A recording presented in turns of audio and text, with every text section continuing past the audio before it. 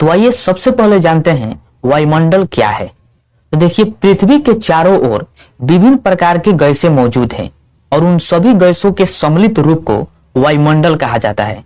ठीक है, पृथ्वी के चारों ओर फैले हुए वायु को वायुमंडल कहते हैं। वायुमंडल के ऊपरी परत के अध्ययन को वायुर्विज्ञान कहते हैं। ठीक है, वायुमंडल के ऊपरी परत के अध्ययन को वायुर्विज्ञान कहा जाता है और वायुमंडल के निचली परत के अध्ययन को ऋतु विज्ञान कहा जाता है। वायुमंडल में अनेक गैसें पाई जाती है और इन गैसों के सम्मिलित रूप को हरित गृह गैस कहते हैं। ठीक है, वायुमंडल में अनेक प्रकार की गैसें मौजूद हैं और इन सभी गैसों को हरित गृह गैस कहते हैं। वायुमंडल में nitrogen gas, oxygen, argon, carbon dioxide, neon, helium और क्रिप्टन जैसी गैसें मौजूद हैं। तो आइए अब इन गैसों के बारे में जानते हैं जो एग्जाम में इससे प्रश्न पूछे जाते हैं उनके बारे में, क्योंकि इन गैसों से संबंधित महत्वपूर्ण प्रश्न पूछे जाते हैं। तो आइए सबसे पहले जानते हैं नाइट्रोजन गैस के बारे में। तो देखिए, वायुमंडल में नाइट्रोजन की मात्रा 78.8% है।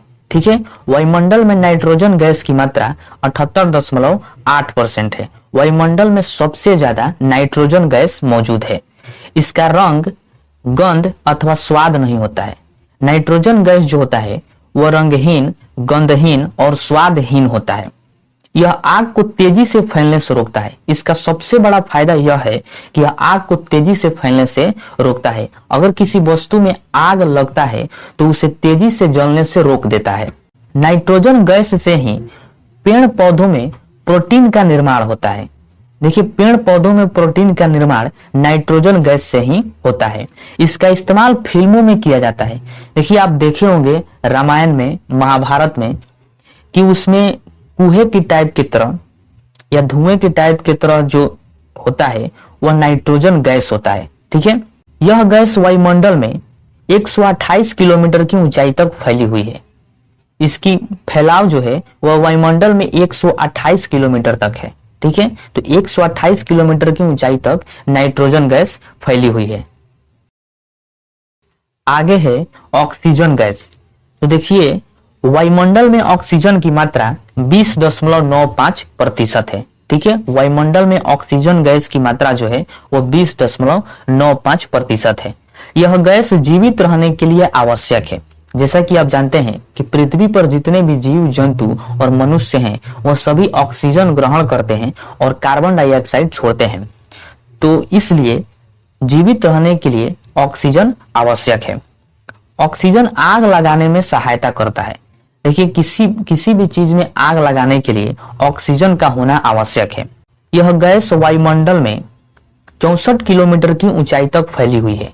ठीक है, देखिए, ऑक्सीजन वायुमंडल में 64 किलोमीटर की ऊंचाई तक फैली हुई है। नेक्स्ट गैस जो है वह है आर्गन गैस। तो देखिए, वायुमंडल में आर्गन की मात्रा 0.93% है। ठीक है, वायुमंडल में आर्गन गैस की मात्रा जो है वह 0.93% है। वायुमंडल में तीसरे स्थान पर सर्वाधिक मात्रा में पाई जाने वाली गैस है। कौन सी गैस? तो वह है आर्गन गैस। आर्गन गैस का उपयोग विद्युत उपकरणों में किया जाता है। इसका सबसे अच्छा उपयोग जो है कि इसका उपयोग विद्युत उपकरणों में किया जाता है, जैसे बल्ब में, ट्यूबलाइट में आर्गन गैस का उपयोग किया जाता है। आगे है कार्बन डाइऑक्साइड गैस। वायुमंडल में कार्बन डाइऑक्साइड की मात्रा 0.03% है। ठीक है, वायुमंडल में कार्बन डाइऑक्साइड की जो मात्रा है वह है 0.03%। यह सबसे भारी गैस है, इसलिए यह सबसे निचली परत में पाई जाती है। देखिए, कार्बन डाइऑक्साइड गैस जो है यह सबसे भारी गैस होती है, इसलिए वायुमंडल के सबसे निचली परत में यह मौजूद होती है। कार्बन डाइऑक्साइड से पेड़ पौधे जीवित रहते हैं। जैसा कि आप जानते हैं कि पेड़ पौधे ऑक्सीजन छोड़ते हैं और कार्बन डाइऑक्साइड ग्रहण करते हैं। कार्बन डाइऑक्साइड पौधा घर यानी ग्रीन हाउस प्रभाव के लिए उत्तरदायी है। ठीक है, ग्रीन हाउस प्रभाव के लिए कौन सा गैस उत्तरदायी है? तो वह है कार्बन डाइऑक्साइड गैस इंपॉर्टेंट है। अग्निशामक में इसका प्रयोग किया जाता है। आप बहुत से स्थानों पर देखे होंगे कि अग्निशामक होता है। तो अग्निशामक में कार्बन डाइऑक्साइड गैस होता है। यह गैस वायुमंडल में 90 किलोमीटर की ऊंचाई तक पाई जाती है। ठीक है, वायुमंडल में कार्बन डाइऑक्साइड गैस का जो फैलाव है वह 90 किलोमीटर की ऊंचाई तक है। नेक्स्ट है हाइड्रोजन गैस। वायुमंडल में हाइड्रोजन गैस की मात्रा 0.405% है। ठीक है, यह वायुमंडल की सबसे हल्की गैस है। देखिए, हाइड्रोजन गैस वायुमंडल की सबसे हल्की गैस है। इस वजह से यह वायुमंडल के सबसे ऊपरी परत में मौजूद होती है। इसे भविष्य का ईंधन भी कहा जाता है क्योंकि जलने पर अत्यधिक ऊर्जा देती है। इस वजह से हाइड्रोजन गैस को भविष्य का ईंधन भी कहा जाता है। सबसे महत्वपूर्ण गैस है ओजोन गैस। यह वायुमंडल में बहुत कम मात्रा में मिलता है। ठीक है, देखिए, वायुमंडल में ओजोन गैस बहुत कम मात्रा में मौजूद है।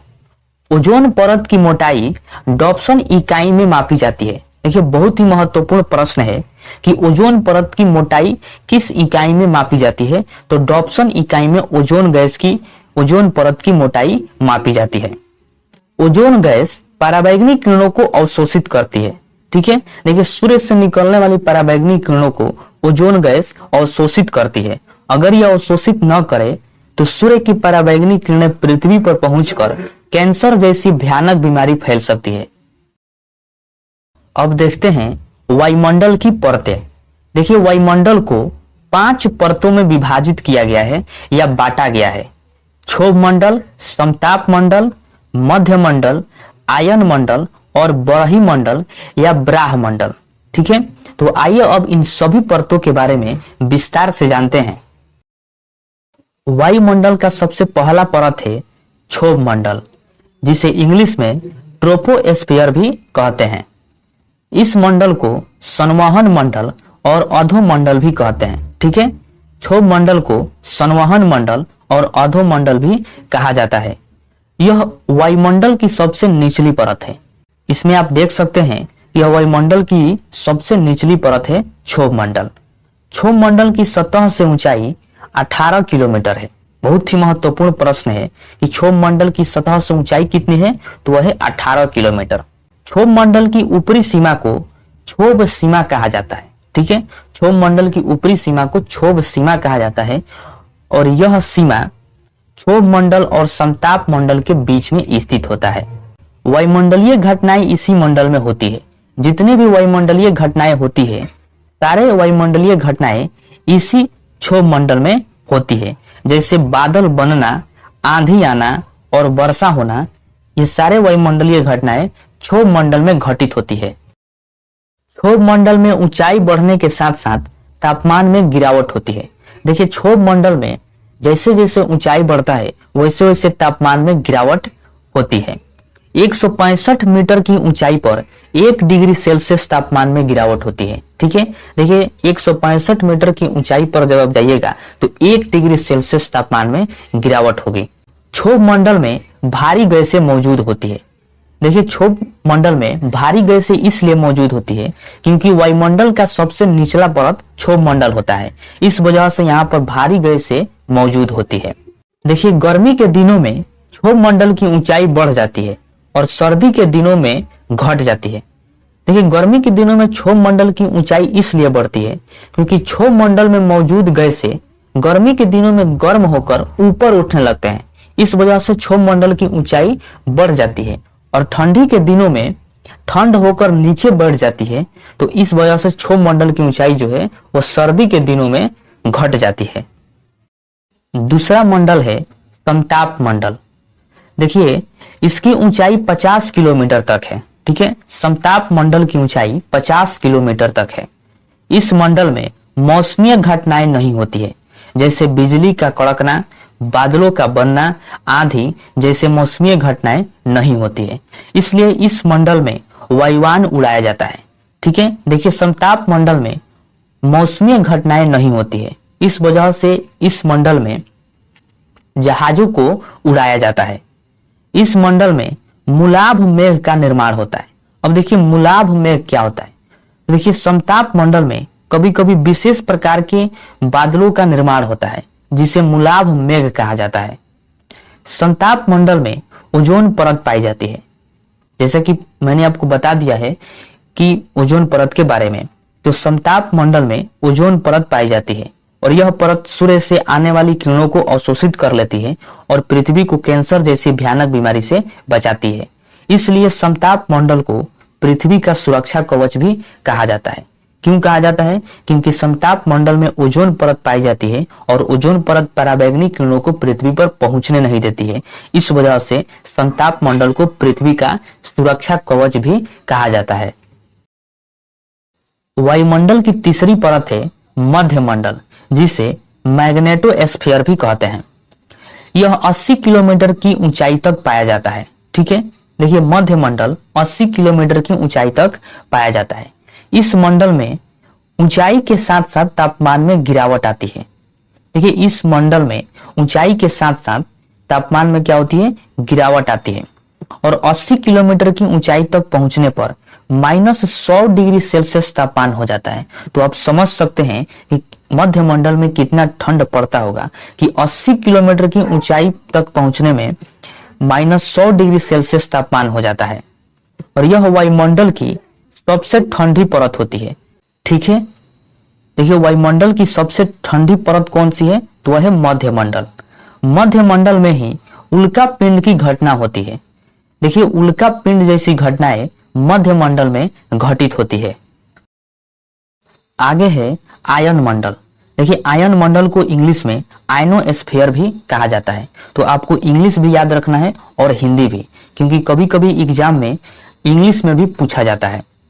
तो आयन मंडल की ऊंचाई 80 किलोमीटर है। ठीक है, आयन मंडल की ऊंचाई कितनी है? तो 80 किलोमीटर।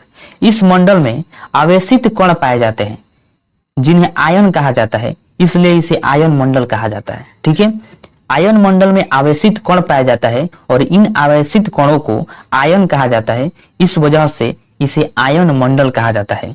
संचार उपग्रह इसी मंडल में स्थित होते हैं। ठीक है, जितने भी संचार उपग्रह होते हैं वह सभी इसी मंडल में यानी आयन मंडल में स्थित होते हैं। अब देखते हैं वायुमंडल का पांचवा परत, जिसका नाम है बाह्य मंडल। इसकी ऊंचाई निर्धारित नहीं की गई है। देखिए बाह्य मंडल की ऊंचाई निर्धारित नहीं की गई है। यह वायुमंडल की सबसे ऊपरी परत है।